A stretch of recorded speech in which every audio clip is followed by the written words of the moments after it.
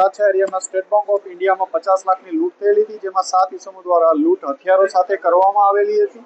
આ લૂંટ પછી સુરત ક્રાઇમ બ્રાન્ચની અલગ અલગ ટીમો કામ કરી રહી હતી। એમાં સુરત ક્રાઇમ બ્રાન્ચની ટીમ દ્વારા અયોધ્યા યુપીથી 2 આરોપીઓને પકડવામાં આવ્યા હતા અને આ આરોપીઓના 7 દિવસના પોલીસ રિમાન્ડ ઉપર હતા। એમાંથી એક આરોપી શુભમ ઠાકોરને આજે પોલીસે રિમાન્ડ દરમિયાન સુરત ગ્રામ્યના કન્યાસી ગામે જ્યાં બાઇક છોડીને ગયા હતા, વેપન અને મોબાઈલ છુપાવેલા હતા, એ જગ્યા ઉપર રિકવરી માટે જતા હતા।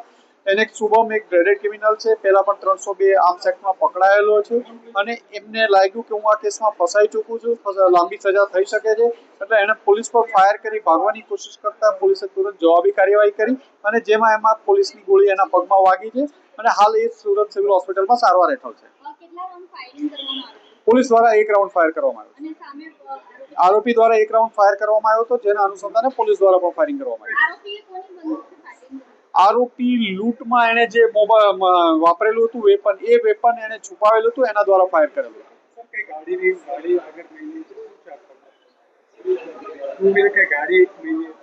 એ જગ્યા જ્યાં જગ્યાએ વેપન છુપાવેલા હતા તે થોડા આગળ એમણે વેપનો બાઇક મોટરસાયકલ છોડીને ભાગ્યા હતા। એ વેપન લોકલ પોલીસ દ્વારા વરાછા પોલીસ સ્ટેશન દ્વારા કબજે લેવામાં આવ્યા હતા। એનાથી થોડી જ આગળ આ જગ્યા ઉપર એને વેપન પણ છુપાવ્યા હતા।